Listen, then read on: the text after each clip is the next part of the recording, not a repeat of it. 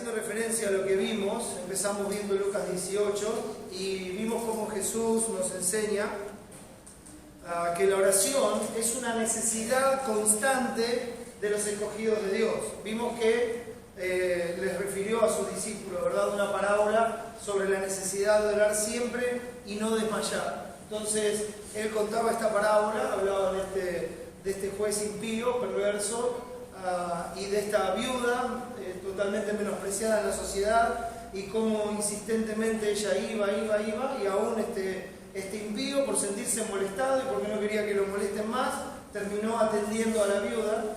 Y Jesucristo hace un contraste desde aquello que es lo peor que puede haber hacia lo mejor que existe, que es Dios. Y dice: ¿acaso Dios no va a hacer justicia a sus escogidos que claman a Él día y noche? Así dice el texto. Entonces lo presenta y dice: si un impío por cansancio puede llegar a atender a alguien que no vale la pena, entiendan bien el contexto, y así lo explicamos, como Dios, el Padre eterno, perfecto, misericordioso, no va a ocuparse de sus escogidos, de sus hijos, de aquellos que Él salvó por pura gracia. Nos muestra que nunca es en vano orar, ya que si ese perverso impío llega por alguna razón a atender a la persona más despreciada porque le molesta, cuánto más el Padre perfecto y amoroso atenderá a sus escogidos que claman a Él de día y de noche, sin cesar y sin desmayar. Ahí vemos una característica de sus escogidos, ¿verdad? Claman a Él día y noche, hablan con Él, buscan a Dios, tienen comunión con Dios día y noche.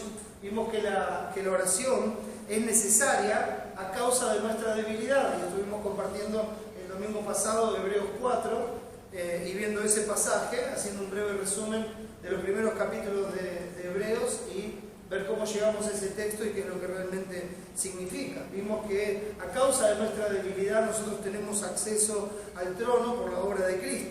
Y nos preguntábamos y decíamos: si todo está resuelto, si ya todo está resuelto por la soberana gracia de Dios y por el decreto eterno, todo ha sido ordenado, entonces ¿por qué orar?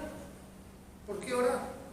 Y la respuesta es que nosotros oramos por nuestra debilidad, por nuestra inclinación al mal, por nuestra dependencia constante de la gracia de Dios, porque nosotros no podemos solos, no podemos.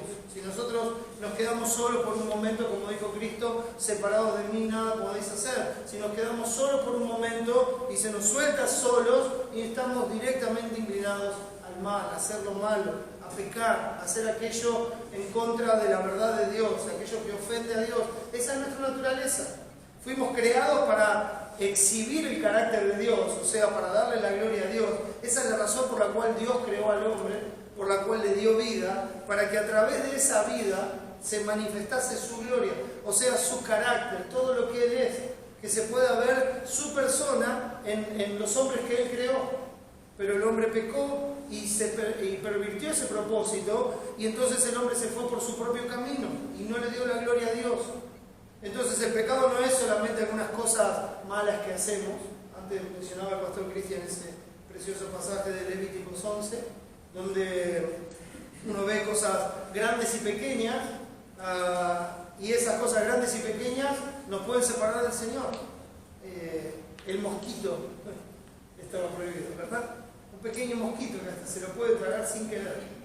No sé si le ha pasado, en boca cerrada no entran moscas ni mosquitos. Y aún por ese pequeño mosquito, aún por ignorancia e inconscientemente, nosotros podemos pecar contra el Señor. Y gracias a Dios por Cristo, que ha llevado todos nuestros pecados en la cruz del Calvario, es el sacrificio perfecto por todos los pecados de aquellos que creen en Él, por todos los pecados de su pueblo. Él ha pagado por los pecados que nosotros vemos, los que conocemos, los que sabemos que tenemos, y aún aquellos que ignoramos y en los cuales hemos estado pecando, aún involuntariamente, por no saber, por desconocerlo. Y Dios nos va mostrando.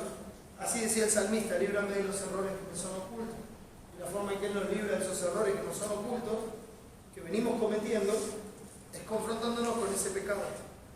Entonces, por esta debilidad constante que hay en nosotros, por esta inclinación al mal, nosotros necesitamos depender constantemente de la gracia de Dios para llevar una vida agradable a Él. Necesitamos depender constantemente de su sabiduría, de su fortaleza, de su misericordia, depender constantemente de su oportuno socorro. Debemos, hermanos, orar porque Jesús, nuestro sumo sacerdote eterno, eso es maravilloso. El sumo sacerdote se presentaba una vez al año por los pecados del pueblo, pero se presentaba no sin sangre, porque también se tenía que presentar por sus propios pecados. Entonces venía una vez al año al lugar santísimo, presentaba la ofrenda. Ahora Cristo, un sumo sacerdote que no muere y sin necesidad de presentar ofrendas por su pecado, sino santo, puro y justo en todo lo que hizo, se presentó una vez y para siempre en el lugar santísimo delante del Padre con su sangre como ofrenda para pagar por todos los pecados de su pueblo y quitó el pecado del medio para siempre. Se sentó en el trono y está sentado en el trono para interceder por siempre, porque vive eternamente por todo su pueblo, por todos sus escogidos, por cada uno de nosotros.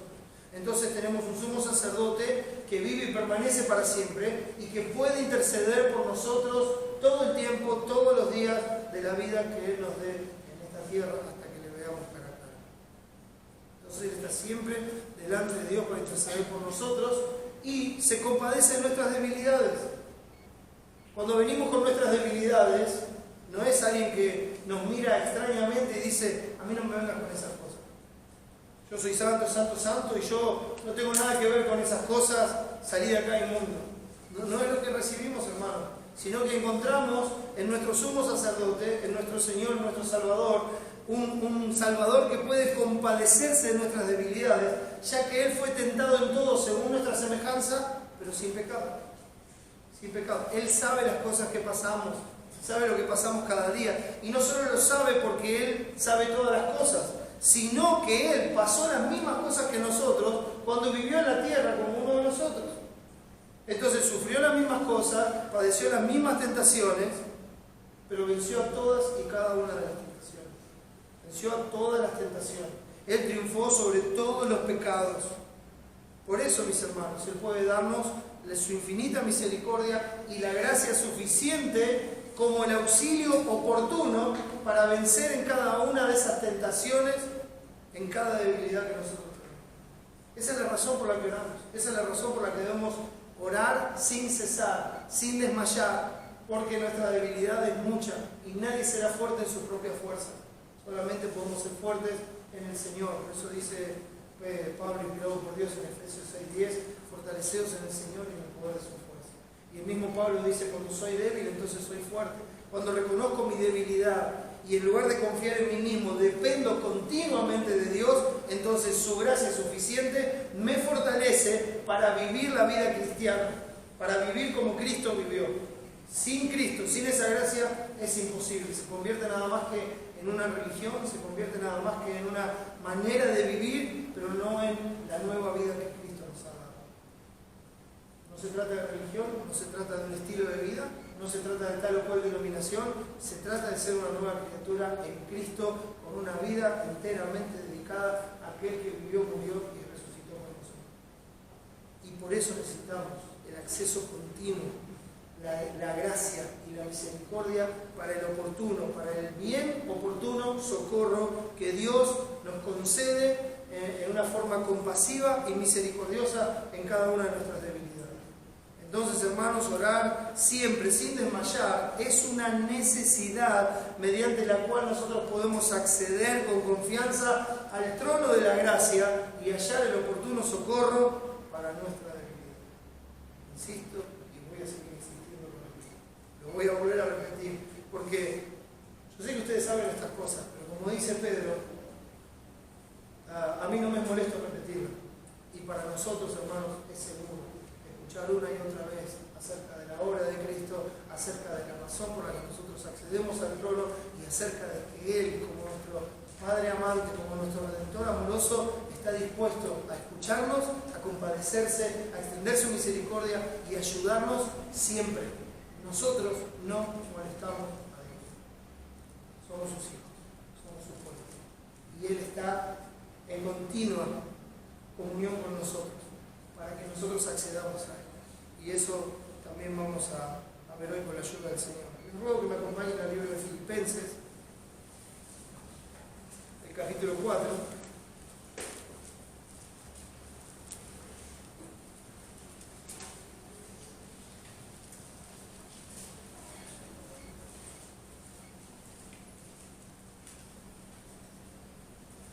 Hemos visto la primera vez cuándo orar, la segunda vez por qué orar, y hoy, con la ayuda del Señor, estaremos viendo a quién orar, a quién orar. Y dice el texto en Filipenses 4, el versículo 6, dice así: por nada estéis afanosos, si no sean conocidas vuestras peticiones delante de Dios, en toda oración y ruego, con acción de gracias.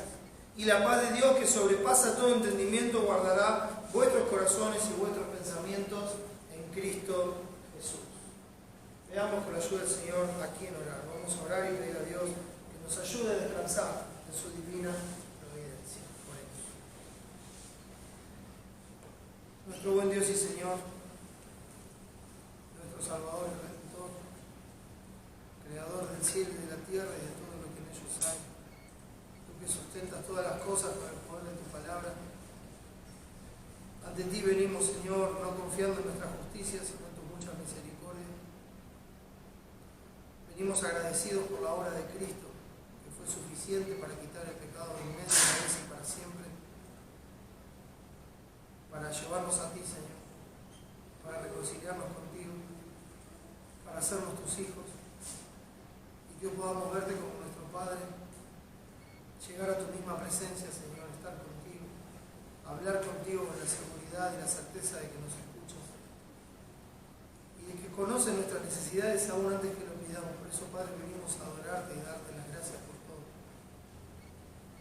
Venimos a exaltar tu nombre, porque solo tú eres digno. Padre, queremos adorarte, darte la gloria y rogarte, Señor, que nos ayudes en nuestra debilidad. Nos conoces, Señor, y conoces lo que pasamos. Sabes que pecamos. Sabes que todo el tiempo estamos inclinados de esta manera. Por eso, Padre, necesitamos tu ayuda. Te rogamos que nos ayudes en este tiempo. Queremos escuchar tu voz. Queremos que nos hables a través de tu palabra. Que consueles nuestro corazón, que nos fortalezcas y que nos colmes de tu gracia para darte la gloria en todo. Mi Padre, ayúdanos a ver las cosas como tú las ves. Señor, si pedimos conforme a tu voluntad, sabemos que tenemos lo que hemos pedido. Y sé, Señor, que es tu voluntad que tu iglesia sea edificada. Por eso, Padre, edifica a tu pueblo. Y te ruego, Señor, que salves a los que no te conocen. Padre, derrama una vez más tu misericordia y tu gracia, que es la única forma que alguien puede ser salvo. Por eso, Padre, te pido que salves en medio nuestro. Aquellos que están alejados de ti por causa de su pecado, a través de Cristo, se han hecho cercanos para vivir contigo eternamente. Gracias por este tiempo. Te ruego, Padre, que me ayudes, que me des sabiduría de lo alto. Y, Señor, que así pueda ser fiel a tu palabra, a tu carácter, a tu verdad. Gracias, Señor, por Cristo. Gracias por todo, Padre. En el nombre de Jesús y para su gloria.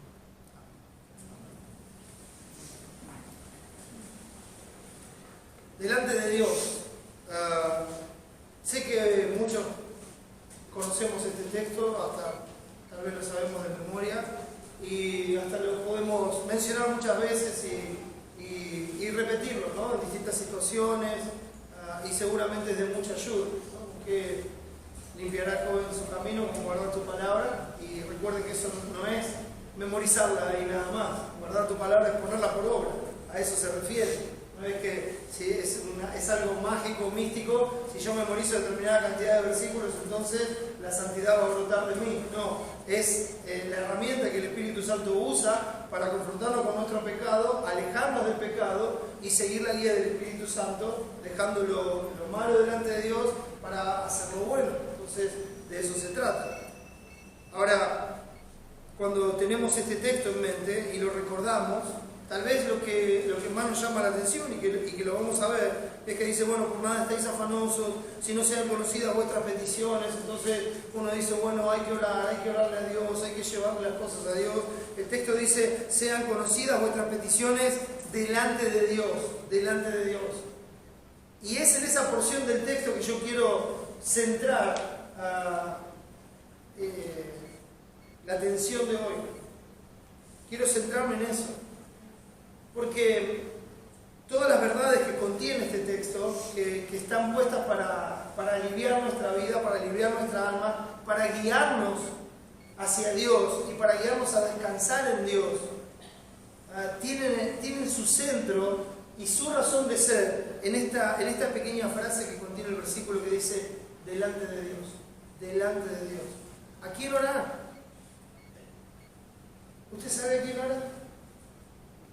Hermana, ¿sabe a quién ora cuando está orando? Uno va a decir, sí, bueno, yo le oro a Dios. Gente que no conoce a Dios también dice que le pide a Dios todos los días y que ora a Dios todos los días. Entonces, ¿cuál es la diferencia? ¿Cuál es la diferencia entre el pueblo de Dios y el pueblo que no conoce a Dios? Y al fin y al cabo todos usan la misma frase. Bueno, yo le pido a Dios. A veces uno ve personas que se conducen impíamente y que aún en ese conducirse impíamente le piden a Dios que los ayude. ¿No es increíble? Es una contradicción total. Hay ladrones que salen a robar y antes de ir a robar oran para que Dios les bendiga el trabajo. Imagínense. Totalmente contrario al carácter de Dios. Entonces la pregunta es, ¿sabemos a quién oramos? ¿Sabemos delante de quién estamos? ¿Lo conocemos? ¿Conocemos su carácter? ¿Conocemos sus promesas? ¿Sabemos delante de quién estamos cuando oramos? ¿Sabes a dónde entras a orar? ¿Y por qué? ¿Por qué razón entras a ese lugar a orar? Hermanos, ya hemos visto que la oración no es un recurso que tiene el cristiano. Hermanos, no es un recurso. La oración no es un recurso. Si la oración es un recurso en su vida, entonces su vida es una vida de religión. Donde cada vez que usted necesita algo, o está con la soga al cuello, o con el agua hasta la nariz, entonces toma este recurso para ver si alguien le tira una soga y lo salva. Entonces la oración no es un recurso, mis hermanos. Porque cuando uno tiene un recurso, entonces el recurso no lo está usando todo el tiempo, todo el día, en cada momento. Jesús nos enseñó la necesidad de orar siempre y no desmayar. Necesidad, lo vimos. Así como tenemos la necesidad de respirar. Y si no respiramos, entonces nos morimos y respiramos todo el tiempo. De la misma forma, la oración es una necesidad del creyente. Entonces no es un recurso, no es un mecanismo. Hermano, la oración no es un mecanismo por el cual yo puedo conseguir las cosas que quiero. Por favor, saquémonos eso de la cabeza. No es un mecanismo por el cual si yo insisto, voy a conseguir que Dios me dé lo que yo quiero. No es una forma de tratar con Dios. La oración no es un arma para luchar.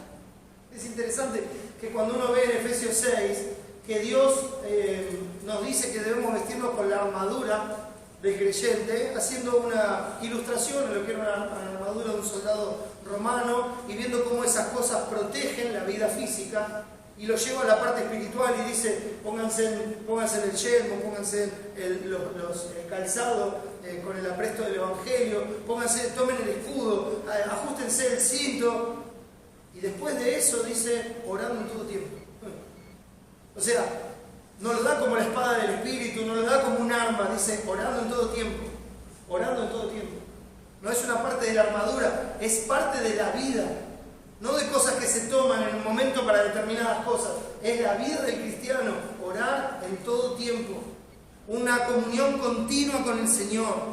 La oración, hermanos, no es un método, digo método entre comillas, para torcerle el brazo a Dios, ni siquiera para convencerlo de lo que nosotros pedimos o queremos y que pensamos que lograremos con una ardua insistencia. Si nosotros insistimos mucho y hacemos mucho, entonces seguramente vamos a convencer a Dios de que aquello que nosotros le estamos pidiendo es bueno, o que nos lo tiene que dar porque lo necesitamos. Hermanos, cuando oramos así, lo que queda en evidencia en nosotros es que en realidad no sabemos delante de quién estamos. No sabemos delante de quién estamos. Entonces, actuamos como el mundo actúa. Si uno quiere algo, ¿qué hace? Insiste. Los que tienen hijos saben de qué estoy hablando.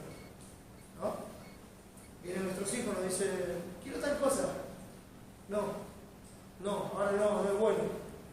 Y de repente empiezan a aparecer por todos lados. ¿Vieron? Usted camina y aparece el hijo. Y se da vuelta y está el hijo otra vez. Y va para el otro lado y ahí está su hijo. Y se va a acostar y ahí en la almohada está su hijo. Y se levanta y está su hijo. ¿Y qué le está diciendo? Otra vez lo mismo. Y uno le vuelve a decir no. Y muchas veces decimos que no porque estamos caprichosos, sino porque sabemos que eso no es bueno para nuestros hijos, que eso no es lo que le conviene a nuestros hijos. Entonces le decimos, no hijo, esto ahora no. Entonces el hijo, ¿qué hace? Insiste, hasta que trata de cansar y decir, bueno, está bien, andá y hacer lo que quiera. No es así nuestro Dios con Dios. Nosotros no debemos pensar que Dios es como nosotros. No debemos tratar de esa manera con Dios. No es que, bueno, ahora me voy a proponer, yo me voy a poner a orar por esto y voy a orar el tiempo que sea necesario hasta que lo tenga acá delante mío. Y voy a orar. Deje de perder tiempo. ¿Por qué no lee la Biblia? Va a aprovechar mejor el tiempo. Ore, pero como la Biblia enseña que hay que orar. No ore, pedís y no recibís porque pedís mal para gastar en vuestros deleites. No es esa la oración que Dios nos enseña. No es un recurso, no es un arma, no es una forma de convencer a Dios, mis hermanos. La oración es algo mucho más sublime que eso. Esos son baratijas de este mundo, mis hermanos.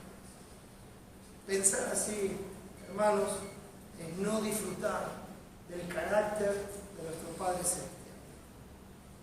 Dios mediante, con la ayuda de Dios, y si Él nos da vida, el próximo domingo terminaremos esta serie viendo cómo orar, viendo qué es lo que el Señor nos enseña, cómo orar. Pero para llegar hasta ahí debemos saber primero delante de quién estamos y por qué debemos orar de esa manera y por qué que por medio de la oración debemos también agradar a Dios. Mis hermanos, la oración es un medio de gracia abierto por la obra de gracia de Cristo para presentarnos ante el trono de la gracia y así hallar la gracia para el oportuno socorro. Pequeño párrafo, pequeña oración, 4 veces mencioné la gracia. Es por pura gracia, mis hermanos. Es por pura gracia. Por favor, sáquese de la cabeza esa definición de diccionario de la gracia, favor no merecido, sáqueselo. No es solamente eso la gracia. La gracia es mucho más que eso. Es algo que nosotros no podemos alcanzar, no podemos comprar, no podemos pagar, no podemos lograr de ninguna manera. Y sobre todas las cosas, no lo queremos. No lo queremos. No está en nuestra voluntad, no lo queremos. Es por pura gracia. La obra de salvación de Cristo es por pura gracia. Y la obra donde Él dice, yo empecé una obra y la voy a terminar hasta el día de Jesucristo, es por pura gracia, mis hermanos. Es Él el que hace la obra en nosotros. Es Él el que nos perfecciona hasta el día de Jesucristo. Sigue siendo una obra de gracia que depende enteramente de Él. Y la oración, hermanos, es un medio de gracia que Dios nos ha dado. Y este medio de gracia fue abierto por la sangre de Jesucristo. Por eso es por la obra de gracia de Jesucristo. Nosotros nunca hubiéramos pedido que Cristo venga a morir por nosotros, mis hermanos. Es algo que Dios lo hizo antes de la fundación del mundo. Él nos enseña la palabra que el Cordero fue inmolado antes de la fundación del mundo. O sea, inmolar significa sacrificar con un propósito específico antes de crear todas las cosas. Y sabiendo Dios del pecado del hombre, Él decidió salvar un pueblo para sí, decidió hacerlo por pura gracia, no por los méritos de los hombres, no porque los hombres lo escogieran a Él. Él por pura gracia decidió salvar ese pueblo y lo hizo al costo de su propio Hijo. Entonces, antes de crear todas las cosas, Él inmoló al Cordero, como nos enseña Apocalipsis 13:8. Inmoló al Cordero, lo sacrificó con el propósito de que Él pagase por los pecados de su pueblo. Entonces, cuando el hombre pecó en el Edén, no es que el hombre le dijo a Dios, bueno, mandame un Salvador. No, en ese momento Dios cubrió al hombre y le dijo por primera vez en una promesa, yo voy a enviar un Salvador. Él va a venir a hacer lo que vos no pudiste hacer. Él va a venir a salvarte. Y lo fue anunciando, y cuando vino el cumplimiento de tiempo, Dios envió a su Hijo, nacido de mujer y nacido bajo la ley, para que redimiese a los que estaban bajo la ley. Hermanos, es pura gracia. Dios tiene el poder para hacerlo, quiso hacerlo y lo hizo en su soberana gracia. Y lo hizo para salvar a los suyos, para abrir un camino de salvación para todo aquel que cree. Porque de tal manera amó Dios al mundo que ha dado a su Hijo unigénito, para que todo aquel que en él cree no se pierda, mas tenga vida eterna. Pues no envió Dios a su Hijo al mundo para condenar al mundo, sino para que el mundo sea salvo por él. Él abrió en Cristo, por pura gracia, un camino de salvación, una fuente en la cual saltan aguas para vida eterna a todo aquel que cree. Por eso Cristo dijo: el que a mí viene, yo no lo echo fuera. Y como Él vino para redimirnos, para salvarnos, vino para cumplir la ley, para cumplir todo lo que estaba escrito de Él, para vivir la vida que nosotros no podíamos, para manifestar la justicia de Dios, para manifestar lo que es recto y agradable delante de Dios, cumpliéndolo en toda su vida. Hizo siempre la voluntad de Dios, vivió una vida perfecta, santa, justa, pura, y aún así, siendo inocente, fue llevado a la cruz como si fuera culpable. Fue cargado por la gracia de Dios con todos nuestros pecados. Fue molido por nuestros pecados. El castigo de nuestra paz fue sobre Él en esa cruz en el Calvario. Él murió aplastado por la ira de Dios, por el juicio de Dios, por el pecado de su pueblo. En ese momento Cristo llevó el juicio de todos los que creen en Él. Y así quitó el pecado del medio de una vez y para siempre. Murió, no sin antes decir: consumado es. Murió en esa cruz en el Calvario y pagó la redención de todos los que creen. Fue sepultado y al tercer día resucitó, como había dicho que iba a ser, mostrando con esa resurrección que todo lo que Él había dicho era verdad. Él se levantó de los muertos, Él venció a la muerte, venció al pecado y venció a Satanás. Y se levantó victorioso de la tumba para declarar justos a todos los que creen en Él. Porque cuando creemos en Él y cuando vemos que Él resucitó, eso significa que Él llevó mi pecado cuando murió, que Él murió con ese propósito específico por el cual había sido inmolado antes de la fundación del mundo. Él cumplió su palabra, cumplió su promesa, vino a salvar, vino a terminar con la obra de Satanás, vino a vencer a la muerte, vino a darnos vida y esperanza. Entonces, al resucitar, declaró justos a los que creen en Él y ascendió al trono de la majestad de las alturas, a la diestra de Dios, al lugar del poder, al lugar que a Él le corresponde, y está sentado ahí para salvar perpetuamente a todos los que por medio de Él se acercan a Dios. Por eso la Biblia promete que todo aquel que invocar el nombre del Señor será salvo. Y repito, Cristo dice: el que a mí viene, yo no le echo fuera. Ven a Cristo y Él va a salvar eternamente de tus pecados y te va a dar la gracia para vivir a pesar de las consecuencias de tus pecados.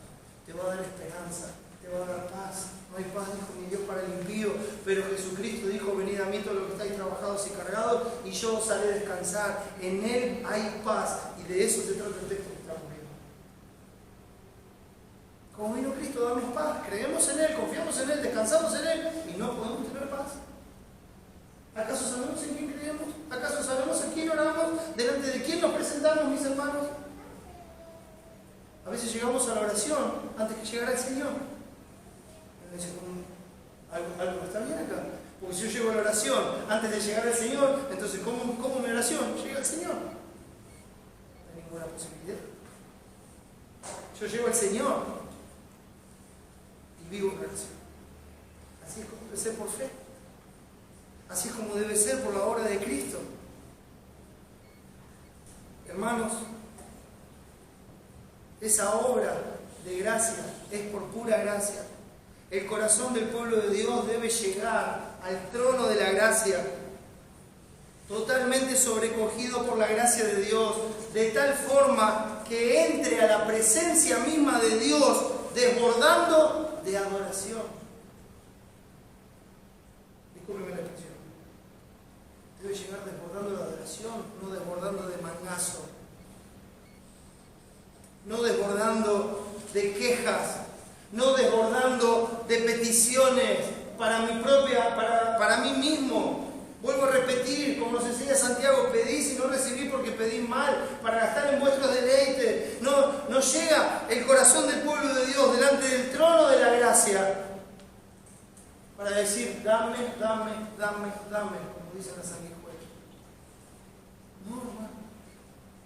Entramos al trono de la gracia, entramos a la misma presencia de Dios, entramos a ese lugar santo, hermanos, a ese lugar santísimo para adorar al Rey en su trono.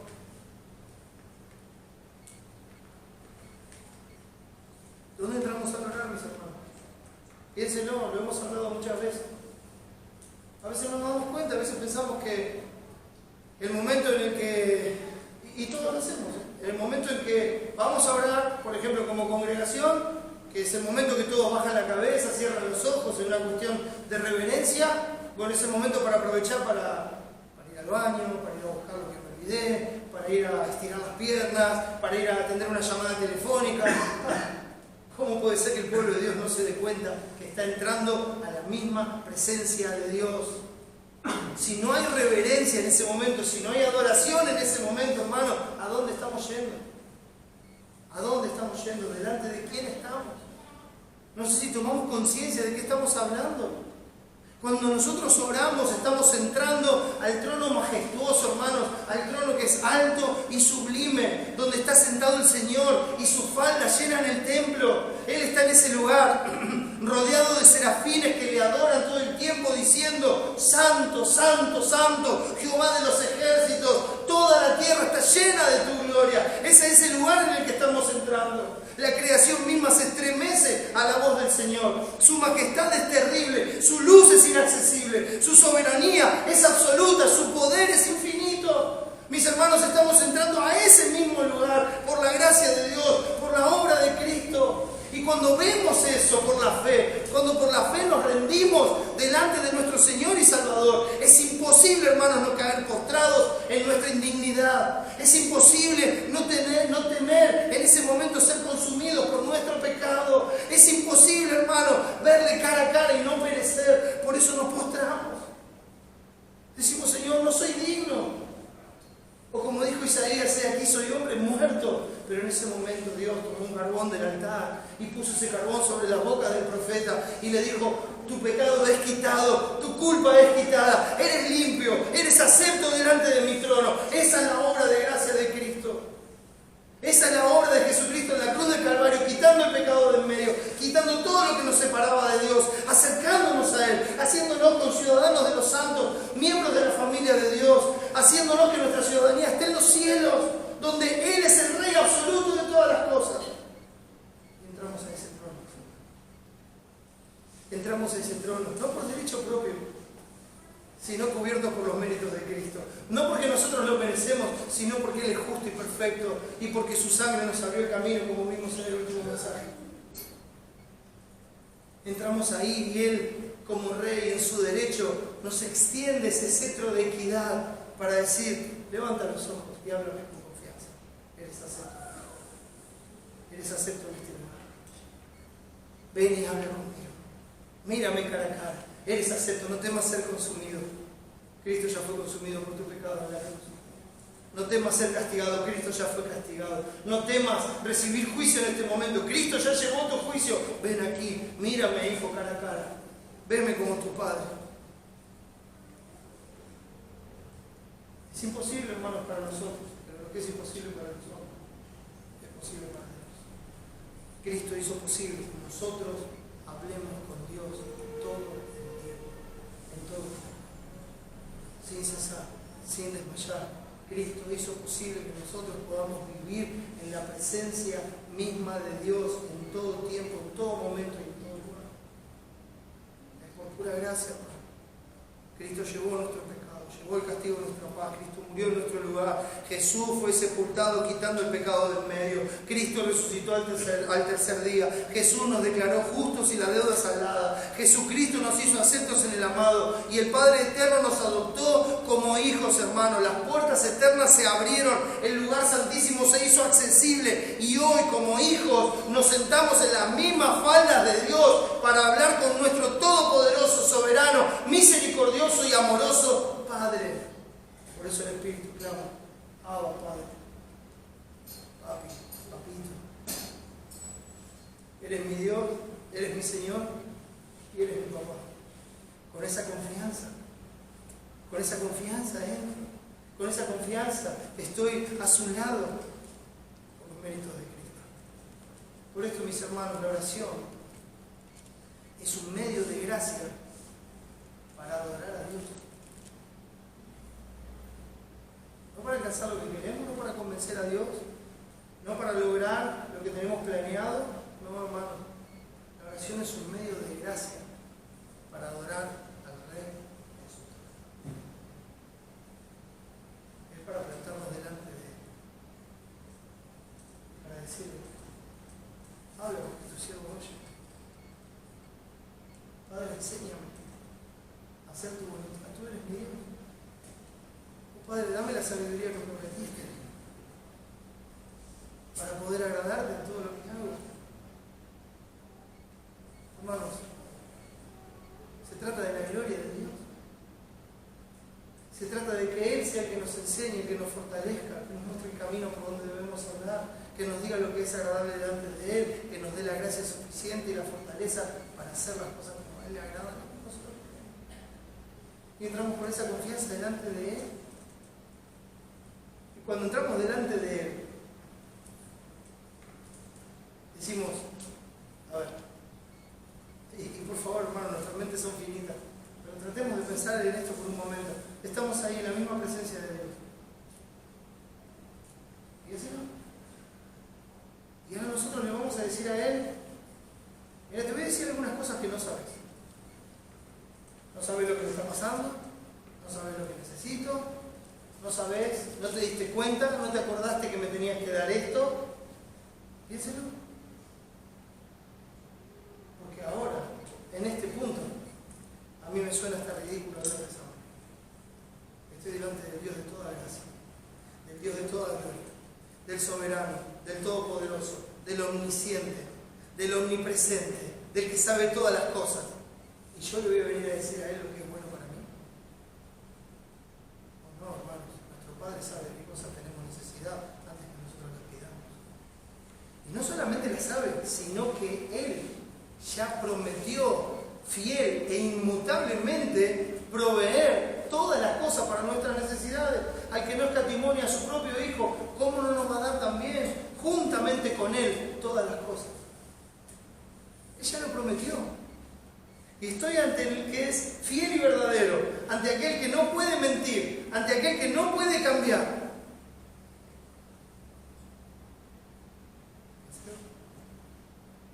Entonces, ¿a qué vengo? Vengo a darle gracias.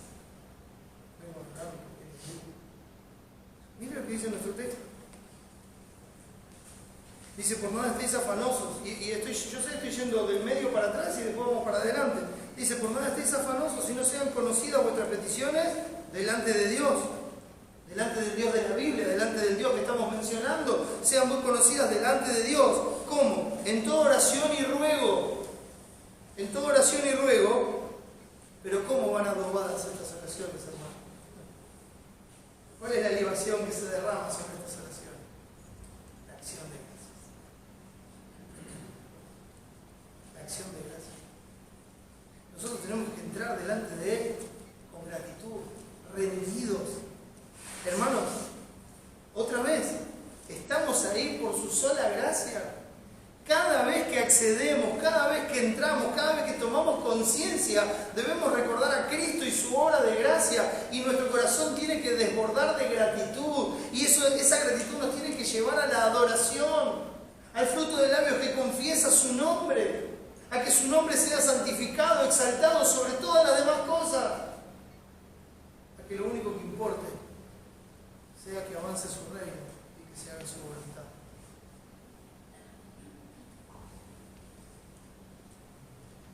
Estamos delante de Él. ¿Quién es Él?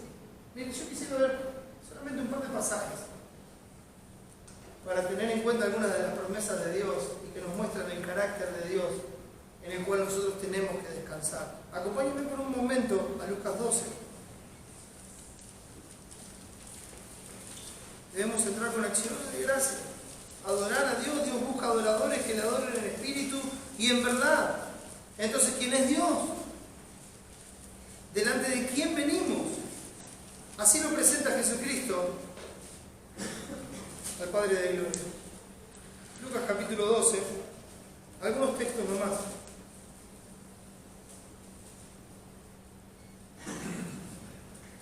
Lucas 12. Cristo dice así, versículo 6. ¿No se venden 5 pajarillos por 2 cuartos? Con todo, ni uno de ellos está olvidado delante de Dios, pues aún los cabellos de vuestra cabeza están todos contados. No temáis, pues, más valéis vosotros que muchos pajarillos. Os digo que todo aquel que me confesare delante de los hombres, también el Hijo del Hombre le confesará delante de los ángeles de Dios.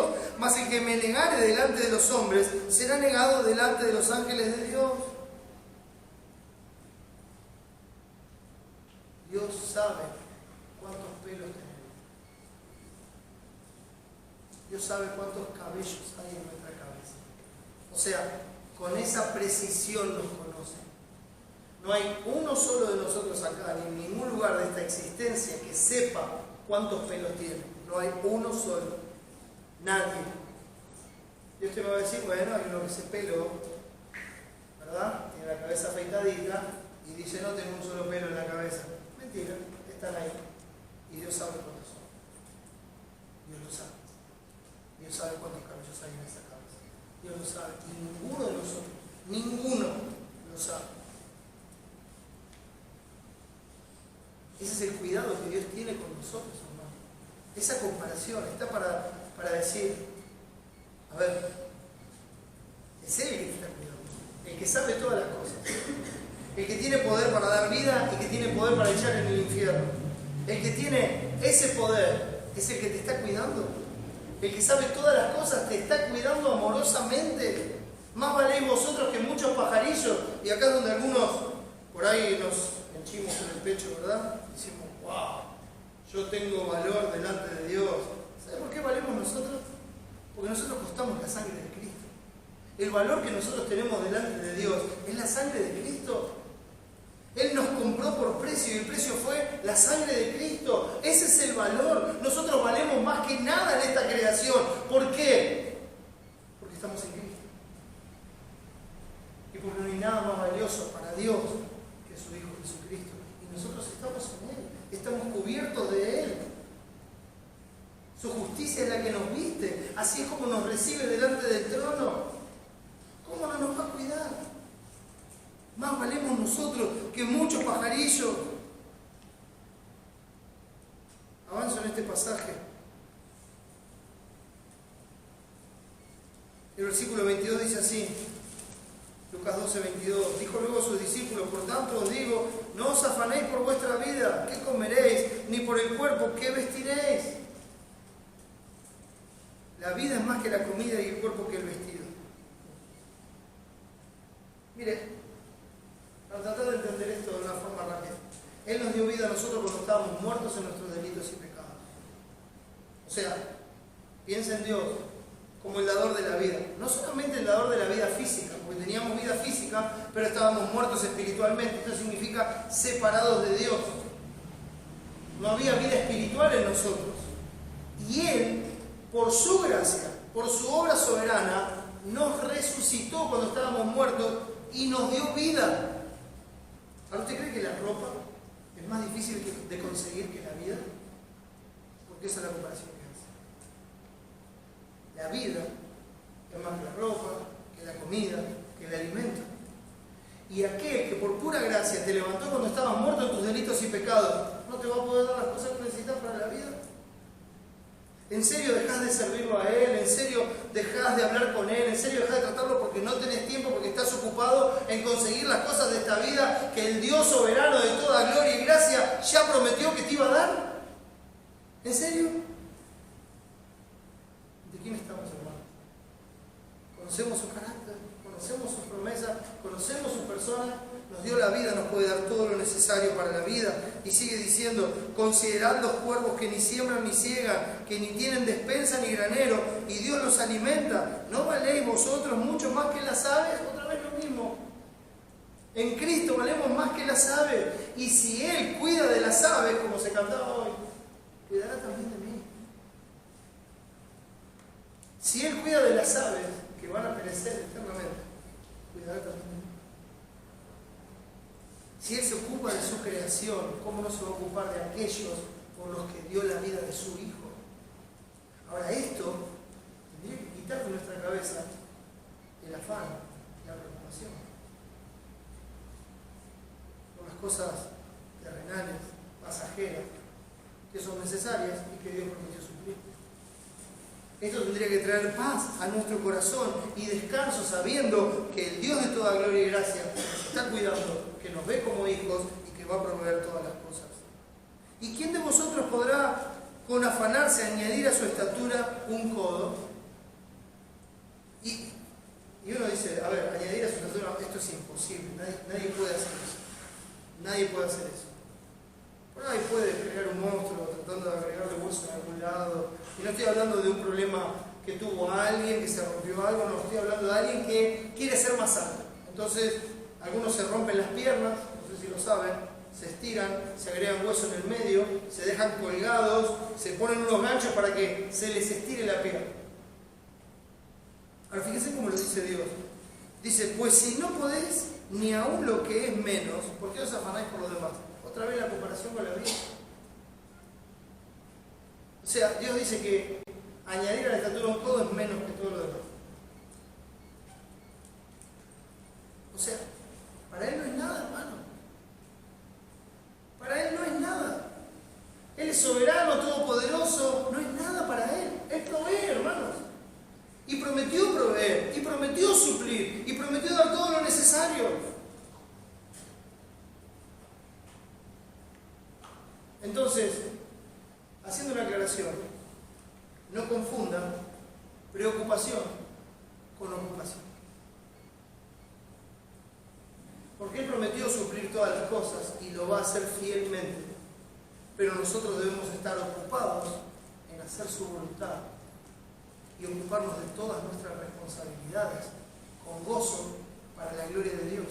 Esa es la diferencia. Esto quiere decir que yo no me preocupo, me tiro panza arriba, no trabajo más, no hago nada y Dios me va a mandar maná del cielo. Se va a morir enseguida porque maná del cielo no va a caer, se va a morir de hambre y no va a llegar a nada. No es lo que enseña el texto. Dice, usted vaya a trabajar, pero no preocupado por conseguir lo que usted quiere. Usted vaya a trabajar para darle la gloria a Dios y haga lo que tiene que hacer y provea para su casa, porque el que no provee para su casa es peor que un incrédulo. Vaya y haga lo que tiene que hacer, pero hágalo confiando que no importa lo que pase, es Dios el que va a proveer todas las cosas. Es Dios el que va a cumplir todas sus promesas. Es Dios el que va a suplir todas las necesidades. No mi esfuerzo, no mi capacidad, no mi sabiduría, no mis habilidades, no mi estudio. El que va a proveer todas las cosas es el Dios de toda gloria y gracia. ¿Tiene que estudiar? Estudie y hágalo para la gloria de Dios. Es un medio para adorar a Dios, para darle la gloria. Tiene que trabajar, trabaje. Dele la gloria a Dios con el trabajo. Y quédese tranquilo. Descanse. Que mientras usted está ocupado en hacer la voluntad de Dios, en adorarle y en darle la gloria, el Señor va a bendecir todos esos medios para proveerle todo lo que necesita.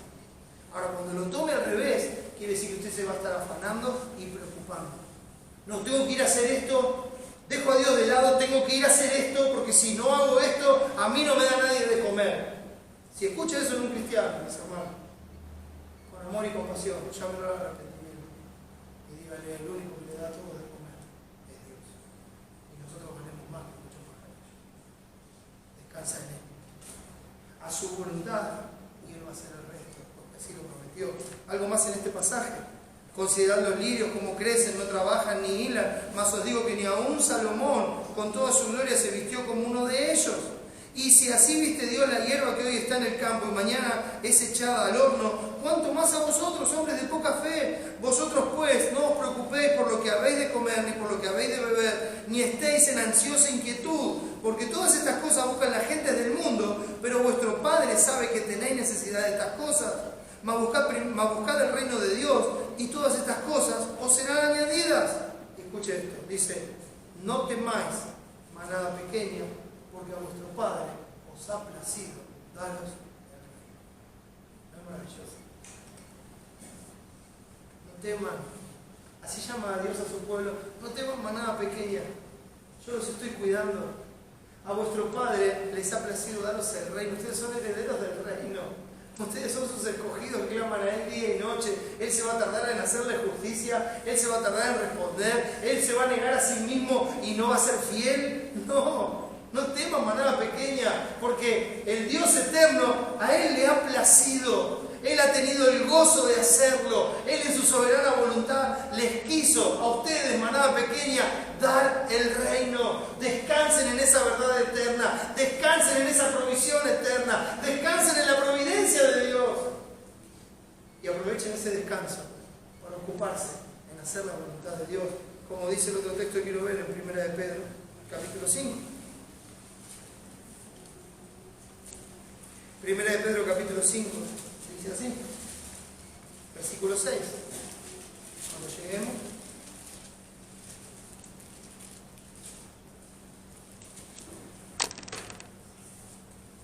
Versículo 6 dice así: humillaos pues bajo la poderosa mano de Dios, para que Él os exalte cuando fuere tiempo.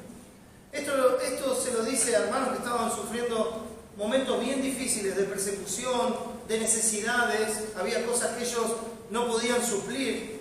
Los estaban echando de sus casas, estaban perdiendo todo lo que tenían. Los hermanos estaban viviendo así. Sin embargo, Pedro, inspirado por Dios, habla y los anima a seguir juntos en la iglesia, a estar sumisos unos a otros, a sujetarse a las autoridades, a respetar a las autoridades establecidas por Dios, aún los romanos que los estaban persiguiendo.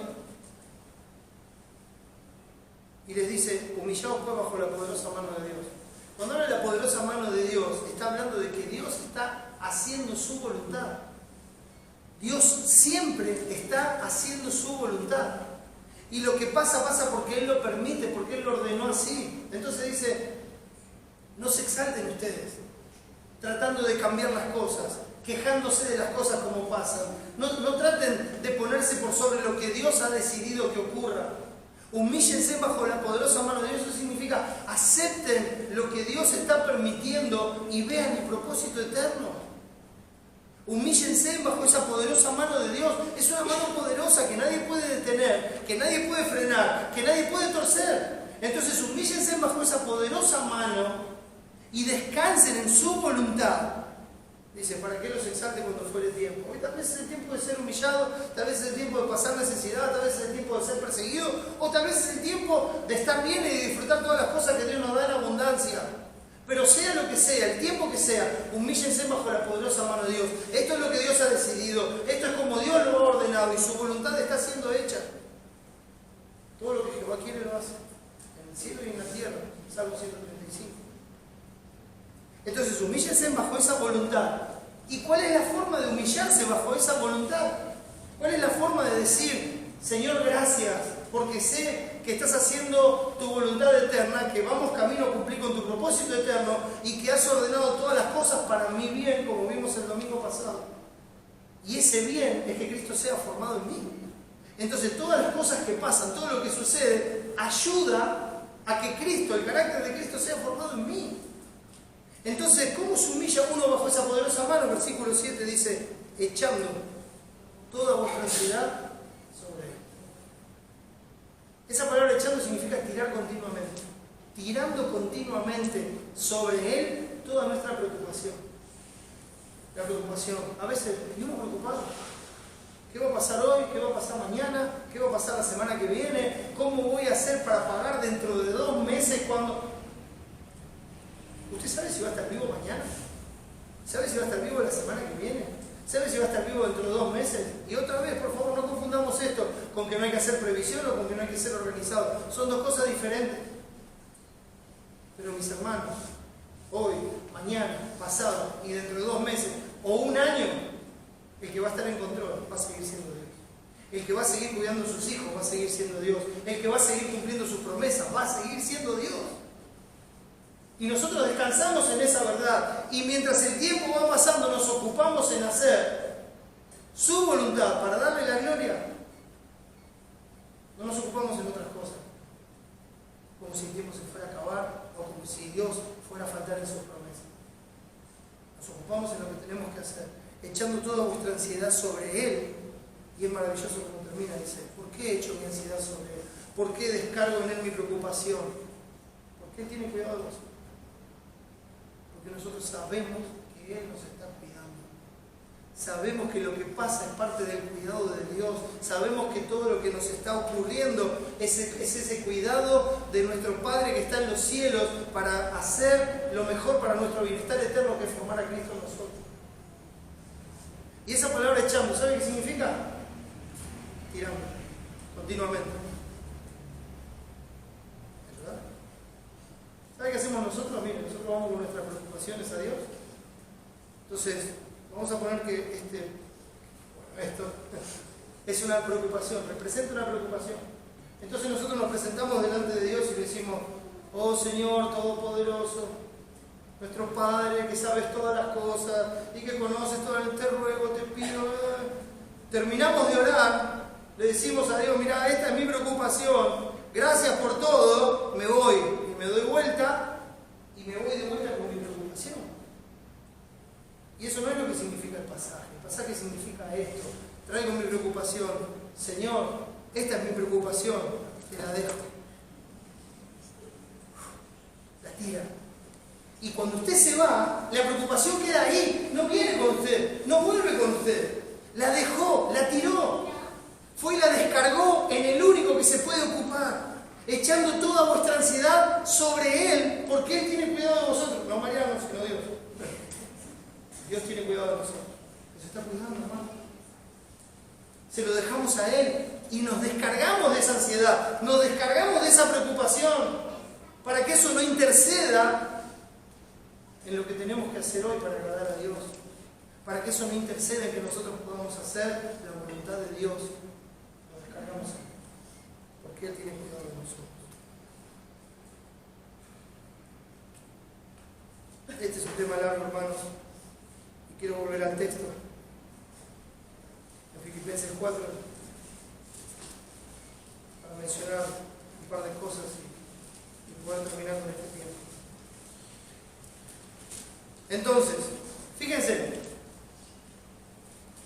cómo lo plantea. Volviendo a nuestro texto, el 6 dice, por nada estéis afanosos, si no sean conocidas vuestras peticiones delante de Dios. Y este es el momento donde nosotros, ahora, después de haber visto esto, decimos, ahora sé por qué nada me puede poner afanoso.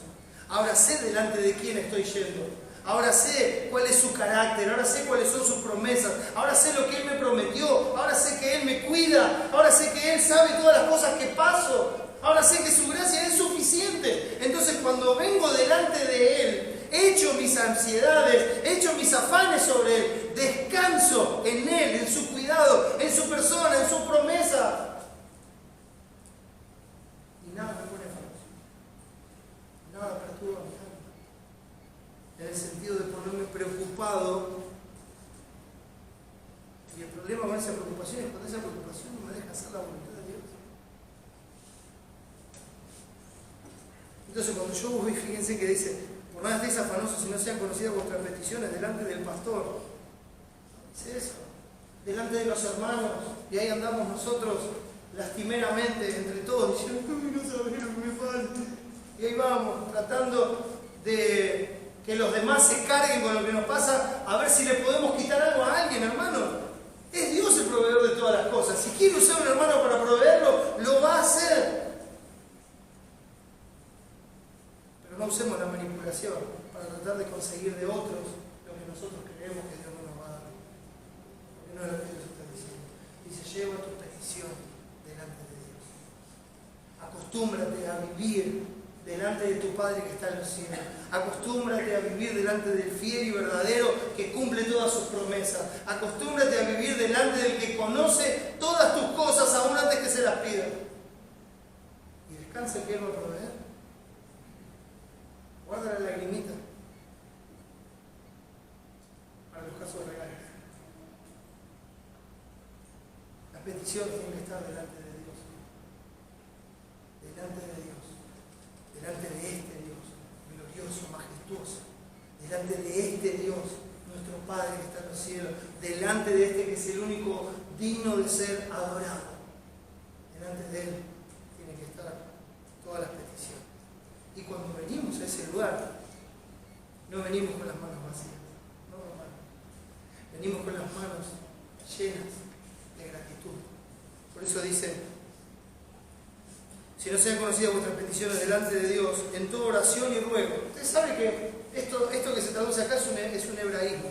Es cuando algo se repite para confirmar lo que se está diciendo. ¿Se acuerdan cuando Jesús decía, de cierto os digo? Y uno dice, espera, ¿por qué lo dice 2 veces? Bueno, lo dice para confirmarlo. Las dos palabras que se usan acá, que si bien no son iguales cuando habla oración y ruego, para oración se usa el griego proseuche y para ruego se usa el griego deesis.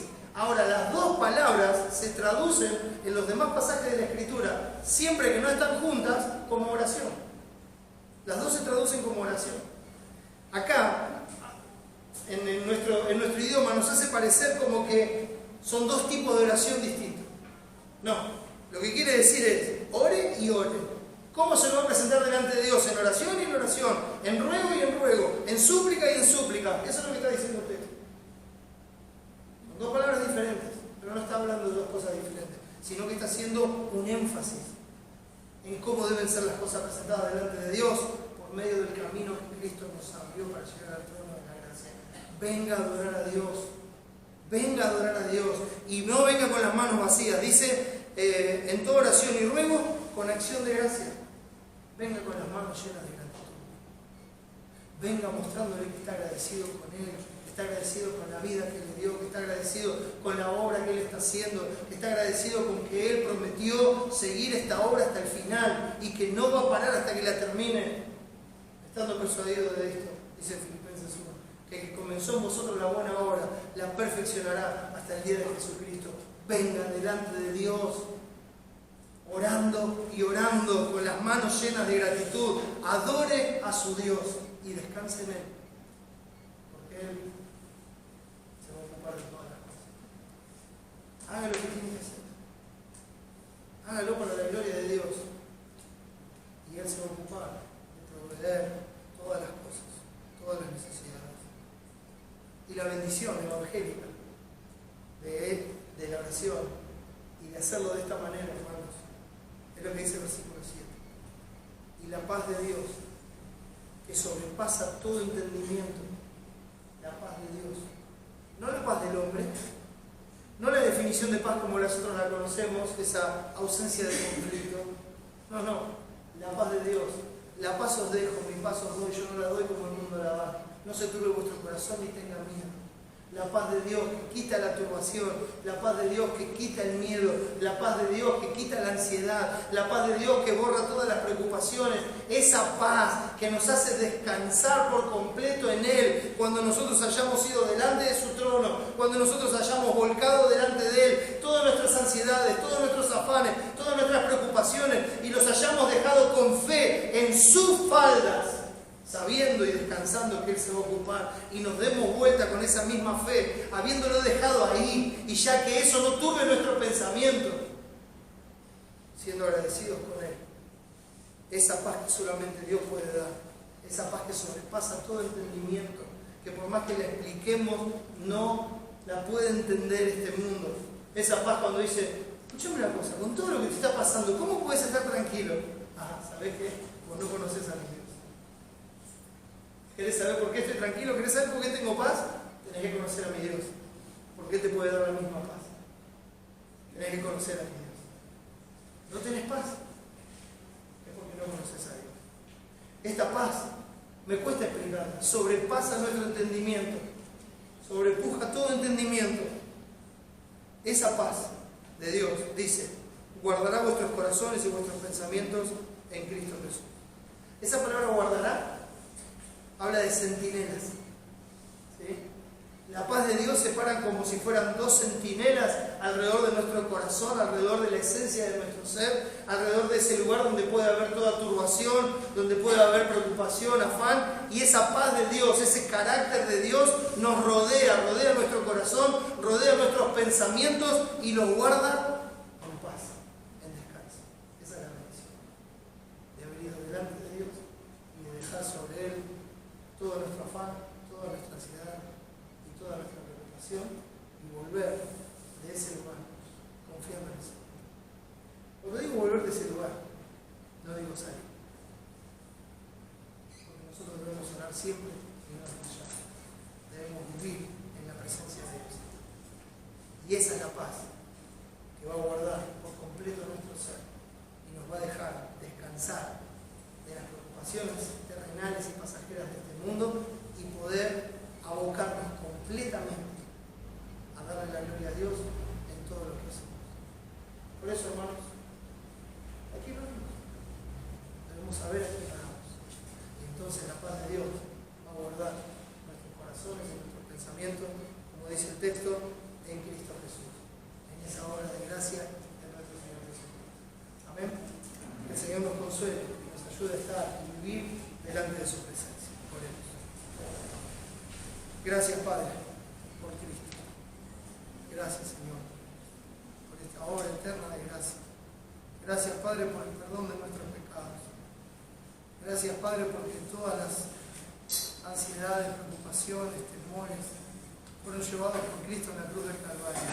Gracias, Padre, porque esa desconfianza natural que tenemos en tu persona y en tu obra también fue llevada por Cristo en la cruz del Calvario. Gracias, Señor, porque hoy cuando venimos, tú nos recibes, nos aceptas, Señor, nos escuchas y nos respondes. Nos consuelas porque eres el Dios de toda consolación. Nos das paz porque eres el Dios de toda paz. Nos sostienes porque eres el Dios de toda gracia. Oh Padre, que tu gracia nos sostenga hasta el final, Señor. Ayúdanos a descansar completamente en ti, a estar en una comunión constante contigo, dejando todo en ti, Señor, sabiendo que tú cumplirás todas tus palabras. Gracias por este tiempo, Padre. Si hay alguien que no te conoce, sálvalo, sálvala para